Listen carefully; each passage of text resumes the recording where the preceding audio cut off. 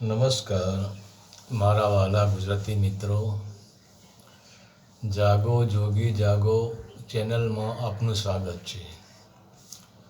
તો આજે આપણે વાત કરીશું કે મહાશિવરાત્રિનું સાચું રહસ્ય શું છે. તો આ સંસારમાં આપણે પણ શિવ શક્તિના લગ્ન કરાવીએ છીએ, એટલે કે દીકરા દીકરીના લગ્ન કરાવીએ છીએ.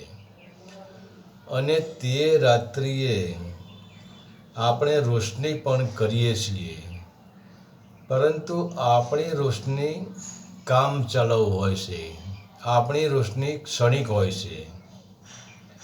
પરંતુ જ્યારે શબ્દરૂપી શિવ અને સુરતારૂપી શક્તિના લગ્ન થાય છે, ત્યારે બ્રહ્માંડની રોશની આપણને કેમ જોવા મળે છે? તો આપણા હિન્દુ ધર્મમાં દર વર્ષે મહાશિવરાત્રિ આવતી જ હોય છે.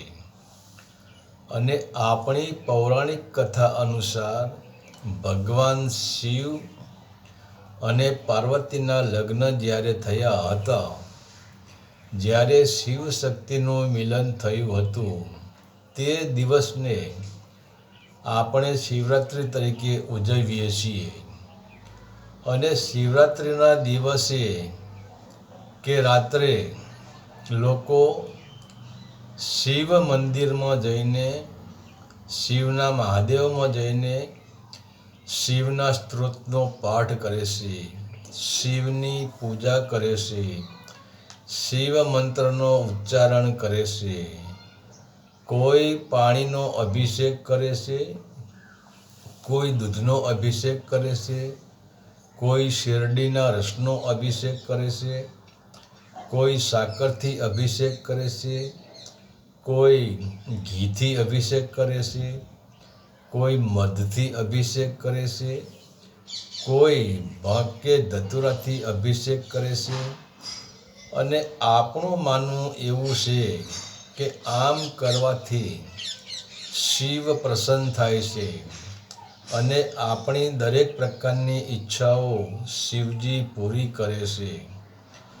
તો આ બધું કર્મકાંડમાં આવી જાય છે.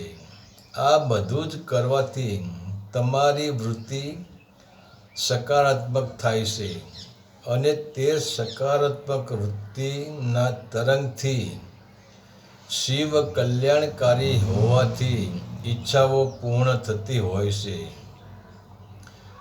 પરંતુ જો તમારો નિસ્વાર્થ પ્રાર્થના હોય, નિસ્વાર્થ અભિષેક હોય, તો આ પૌરાણિક છે.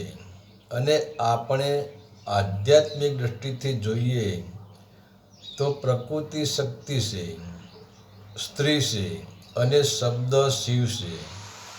તો શક્તિનું અને શિવનું મિલન ત્યારે જ થાય છે કે જ્યારે પ્રકૃતિથી ઉપર ઉઠીએ.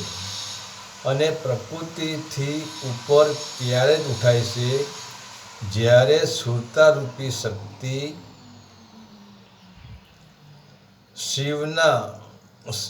સુરતારૂપી શક્તિ શિવ વિના અધૂરી છે. અને એ જ શક્તિ અને શિવનું લગ્ન થાય છે, શિવ શક્તિનું મિલન થાય છે, ત્યારે જ તે મિલનને શિવરાત્રિ કહેવાય છે. અને શિવરાત્રિ જેના અંદર થાય છે એને જ્ઞાન, ભક્તિ અને વૈરાગ્યનું ફળ મળે છે. તો શિવરાત્રિ કોને કહેવાય? માની લો કે તમે તમારી રૂમમાં પદ્માસન લગાવીને ધ્યાન અવસ્થામાં બેઠા છો, અને તમારી સુરતા તમે અનહદ નાદમાં જોડી છે. તો તમે તમારી રૂમમાં બેઠા બેઠા આકાશનું દર્શન તો કરી શકવાના નથી, કારણ કે ઉપર સતનું આવરણ છે.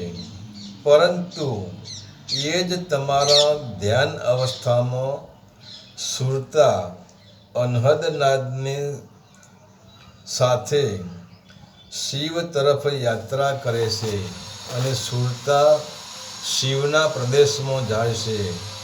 તો સુરતા જ્યારે આજ્ઞા ચક્રમાં આવે છે એટલે કે શિવ પ્રદેશમાં આવે છે, બ્રહ્માંડમાં આવે છે, ત્યારે તમે જે આસન ઉપર પદ્માસન લગાવીને બેઠા છો એ જ આસન ઉપર બેઠા બેઠા ભલે તમારી માથે સતનું આવરણ હોવા છતાં આપણે પૂરેપૂરા બ્રહ્માંડના દર્શન કરી શકીએ છીએ. આપણે સૂર્ય, ચંદ્ર, તારા, આભામંડળના દર્શન કરી શકીએ છીએ. અને એ ટાઈમે આપણને એમ લાગે છે કે જેમ રાત્રિએ તારલિયા તથા ચંદ્ર દેખાય છે એવી જ રાત્રિ આપણને જોવા મળે છે. અને એ જ શિવરાત્રિ છે, એ જ શિવ શક્તિનું મિલન છે. અને એ જ શિવ શક્તિના મિલનની રાત્રિ છે. એ જ સુરતારૂપી પાર્વતી અને શબ્દરૂપી શિવના લગ્નની રાત્રિ છે. હરિ ઓમ તત્સત. આદેશના પ્રણામ.